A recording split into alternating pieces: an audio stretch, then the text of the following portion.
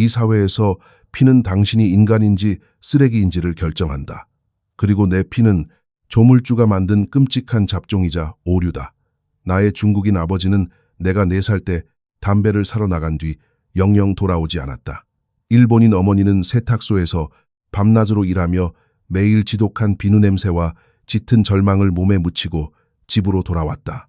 순혈을 강요하는 이 잔인한 나라에서 반쪽짜리 핏줄은 철저한 이단아이자 짓밟혀도 마땅한 벌레였다. 내가 15살이 되던 해 비극은 역겨운 폭력의 형태로 찾아왔다. 기차역 근처 공원에서 다른 학교 놈들 3명이 단지 내 얼굴이 마음에 들지 않는다는 이유로 나무 막대기를 휘두르며 무자비한 폭행을 가했다. 나는 피투성이가 되어 차가운 흙바닥에 웅크린 채 그저 이 지옥 같은 시간이 끝나기만을 기다렸다. 바로 그때 길 건너편 검은색 차에 기대어 담배를 피우고 있는 한 남자를 보았다. 검은 정장을 입은 그는 살을 찢는 폭력을 눈앞에 두고도 나를 구해주지도 동정하지도 않았다. 그저 뻔한 삼류 영화를 보듯 무심하고 서늘하게 내려다볼 뿐이었다. 나를 버린 세상보다 더 차갑고 압도적인 그 무자비한 시선, 그것이 나와 거대한 어둠의 지배자 모리와의 첫 만남이었다. 나는 왜 지옥을 선택했을까?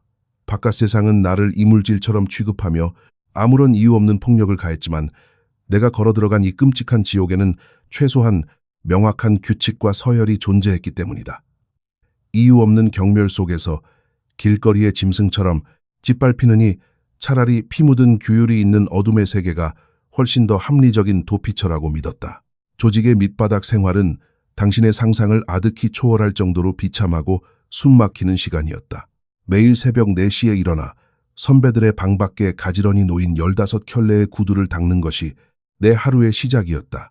먼지 하나 없이 완벽한 검은 거울처럼 빛날 때까지 문지르고 또 문질렀다.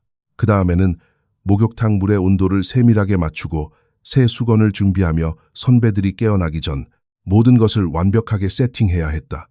그들이 문을 나서면 나는 문 옆에 서서 허리를 깊게 굽혔다. 나는 인간이 아니라 그저 고개를 숙이는 가구에 불과했다.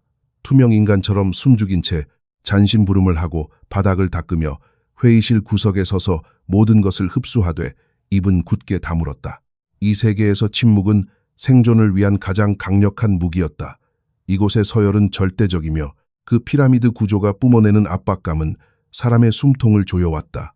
지난달에 선배에게 감히 말대꾸를 했던 동기 녀석이 하나 있었다. 그날 밤 이후로 아무도 그 녀석의 그림자조차 보지 못했다. 그의 이름은 2번 다시 조직 내에서 언급되지 않았다. 나는 뼈저리게 침묵에 법칙을 배웠다. 튀어나온 못은 망치로 맞는 것이 아니라 아예 뽑혀서 세상에서 지워지는 곳이었다. 나는 그저 입을 다물고 구두를 닦으며 내 차례가 오기만을 짐승처럼 웅크린 채 기다렸다. 18달이라는 지독한 인고의 시간이 흐르고 마침내 첫 번째 진짜 임무가 주어졌다. 유흥가의 한 식당 주인이 2달째 보호비를 내지 않고 버티고 있었다. 나는 카토라는 선배와 함께 그곳으로 향했다. 식당 주인이 비굴한 변명을 늘어놓기 시작하자 카토는 카운터에 있던 액자를 집어들었다. 주인과 아내 그리고 어린 딸이 환하게 웃고 있는 행복한 가족 사진이었다. 카토는 일말의 표정 변화도 없이 그것을 바닥에 내동댕이 쳤다. 날카로운 파열음과 함께 유리가 사방으로 튀었다. 다음번에는 부서지는 것이 사진이 아닐 거라고 그는 차갑게 내뱉었다. 공포에 질린 식당 주인은 곧바로 돈을 내놓았고 나는 그 돈 봉투를 받아들었다. 내 손은 놀라울 정도로 떨리지 않았고 오히려 서늘한 평온함이 내 혈관을 타고 흘렀다. 타인의 공포를 쥐고 흔드는 권력의 맛이었다. 수금된 돈은 철저한 계급의 사다리를 타고 위로 올라갔다. 조직의 회계사들은 각 구역이 얼마를 벌어들여야 하는지 소름 끼치도록 정확히 꿰뚫고 있었다. 야쿠자의 수학은 한치의 오차도 허용하지 않는다. 단 1엔이라도 훔친다면 그것은 조직의 피와 살을 파먹는 행위이자 곧 자신의 생명을 버리는 짓이다. 도둑에게는 경고장 따위가 주어지지 않는다. 그저 밤사이 연기처럼 증발할 뿐이다. 이곳은 의리나 존경심이 아니라 잔혹하고 피 묻은 수학으로 굴러가는 곳이었다. 숫자는 사람의 목숨보다 무거웠고 절대 거짓말을 하지 않았다. 11월에 비 내리는 캄캄한 밤이었다. 어느 뒷골목에서 벌어진 칼부림 속에서 나는 선배를 향해 날아오는 시퍼런 칼날을 몸으로 막아냈다. 어깨 깊숙한 곳에 뼈를 긁어내는 서늘하고 끔찍한 감각이 전신을 파고들었다. 40세 바늘을 꿰매야 하는 깊은 상처였다. 병원에서 경찰들이 집요하게 추궁했지만 나는 그저 울타리에 넘어졌을 뿐이라며 차갑게 입을 다물었다. 피를 흘리며 침묵을 지켰던 반쪽짜리 핏줄의 도끼는 곧바로 조직의 최상층부까지 전해졌다. 2주 뒤 나는 사카즈키 의식에 초대받았다. 향과 오래된 나무 냄새가 짙게 밴 다다미 방에서 오야붕 모리와 마주 꿇어 앉았다. 우리 사이에는 사케 한 잔이 놓여 있었고 그가 먼저 마신 뒤 내가 같은 잔으로 술을 비웠다. 그 짧고 무거운 순간이 모든 것을 바꿨다. 피를 나눈 가족을 얻기 위해 목숨을 내건 대가였다. 그가 나를 도구가 아닌 아들로 바라보며 이곳이 네가 속할 곳이라고 말했을 때 나는 태어나서 처음으로 소속감이라는 것을 느꼈다. 한 달 뒤 전통 방식의 이레즈미 문신이 시작되었다. 늙은 문신사는 내 등과 어깨, 그리고 팔과 허벅지를 거대한 캔버스로 삼아 파도 속에서 포효하는 호랑이를 새겨 넣었다. 나무 바늘로 살갗을 직접 찌르고 뜯어내는 생지옥. 같은 고통이 무려 4년 동안 이어졌다. 진통제 따위는 주어지지 않았고 뼛속까지 파고드는 고통 자체가 권력의 무게를 견디기 위한 가혹한 세금이었다. 등에 새겨진 거대한 호랑이는 압도적인 힘의 상징인 동시에 평범한 삶에 대한 영원한 사형 선고였다. 나는 이제 대중 목욕탕이나 해변에 갈 수 없는 낙인 찍힌 괴물이 되었다. 권력을 얻는 대가로 인간으로서 누릴 수 있는 가장 평범한 권리들을 영원히 반납한 것이다. 내가 27살이 되던 해 첫 번째 치명적인 실수를 저질렀다. 내 구역에서 경찰에 의해 물건이 압수당한 것이다. 바깥 세상의 기업이라면 심할서로 끝났겠지만 이곳의 징계는 유비침해, 즉 손가락을 자르는 피해 의식이었다. 나는 모리 앞에 무릎을 꿇고 나무 판자 위에 왼손을 올렸다. 새끼손가락 위로 칼날을 맞추고 일말의 망설임 없이 내리쳤다. 칼날이 연골을 끊어내는 둔탁하고 소름 끼치는 소리는 육체적 고통보다 훨씬 더 끔찍하게 뇌리에 박혔다. 나는 비명 대신 피투성이가 된 손가락 끝을 비단으로 정성스럽게 감싸 두 손으로 받쳤다. 빚은 청산되었고 이 세계의 계산은 그토록 잔혹하고 명확했다. 35살부터 45살까지 나는 더 이상 직접 피를 묻히지 않는 정장 차림의 사업가로 변모했다. 내가 쥐고 흔드는 것은 이제 낡은 칼자루가 아니라 파친코와 유령 부동산, 그리고 무명 가수들의 연예, 기획사 같은 합법을 가장한 거대한 돈 세탁 창구였다. 45살 무렵에는 한 구역을 통째로 지배하는 절대적인 자리에 올랐다. 경찰 간부들은 나와 조용히 저녁 식사를 나눴고 정치인들은 내 전화를 피하지 않았다. 가난한 동네에 지역센터를 짓고 장학재단을 세우며 내 양심을 세탁하려 발버둥 쳤지만 결국 나는 내 손에 묻은 끔찍한 피를 돈으로 닦아내고 있을 뿐이라는 추악한 진실을 뼈저리게 알고 있었다. 폭력으로 쌓아 올린 권력을 돈으로 포장하려 했지만 그 썩어빠진 본질은 결코 지워지지 않았다. 그러나 피로 맺어진 나의 맹세는 영원하지 않았다. 나를 길바닥에서 걷어준 오야붕 모리가 암으로 천천히 무너져 내리기 시작했다. 각종 튜브와 생명 연장 장치에 의존해 앙상하게 말라가던 그는 결국 목요일에 쓸쓸하게 숨을 거두었다. 그것은 단순히 한 인간의 죽음이 아니라 주먹과 낭만 그리고 의리로 대변되던 구시대의 완전한 종말을 의미했다.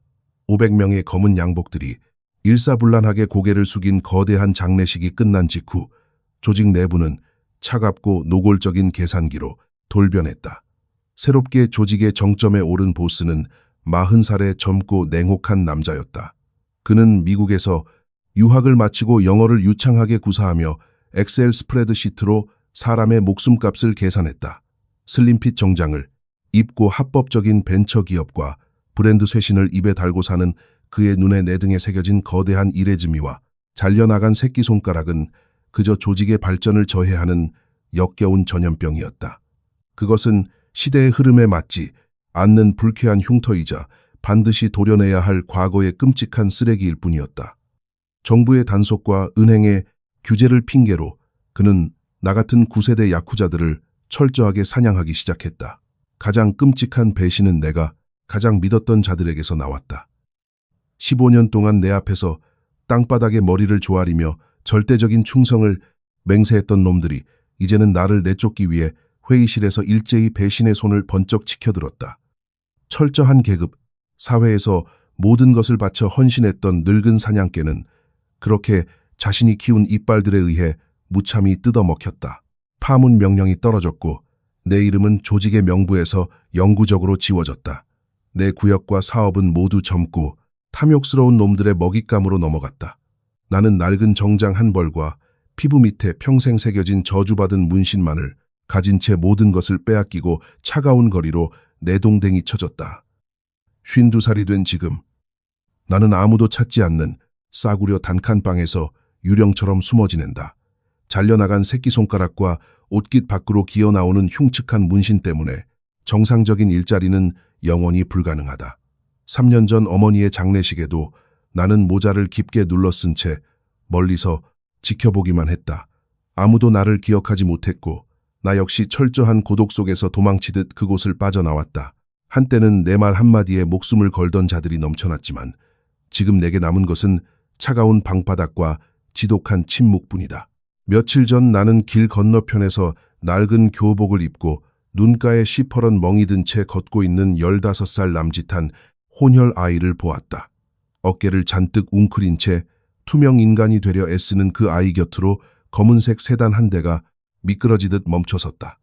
정장을 입은 남자가 담배를 피우며 그 처절한 아이를 조용히 지켜보고 있었다. 내가 걸어 들어갔던 그 파멸의 굴레가 다시 끔찍하게 시작되는 순간이었다. 야쿠자는 결코 의리나 충성심으로 굴러가지 않는다. 그것은 인간의 가장 나약하고 비참한 외로움을 철저하게 갉아먹으며 연명하는 거대한 괴물일 뿐이다. 사람들은 빛이 당신을 거부할 때 어둠이 당신을 감싸줄 것이라고 말한다. 하지만 잔혹한 진실은 어둠이 당신을 통째로 집어삼키기 위해 살을 찌우고 있을 뿐이라는 것이다. 내 등에 새겨진 거대한 호랑이는 완성하는데 4년의 끔찍한 고통이 필요했지만 그 죄악의 무게를 짊어지는 것은 평생이 걸리는 참혹한 형벌이 되었다. 만약 당신이 지금 지독한 폭력의 벼랑 끝에 서 있는 15살의 그 아이라면 기꺼이 그 검은 차에 올라타 악마가 될 것인가? 아니면 남아서 계속 희생양으로 살아갈 것인가? 당신의 차가운 선택을 아래 댓글로 남겨주길 바란다. 지하세계의 가장 잔혹하고 기만적인 진실을 계속해서 파헤치고 싶다면 지금 당장 이 채널을 구독하라.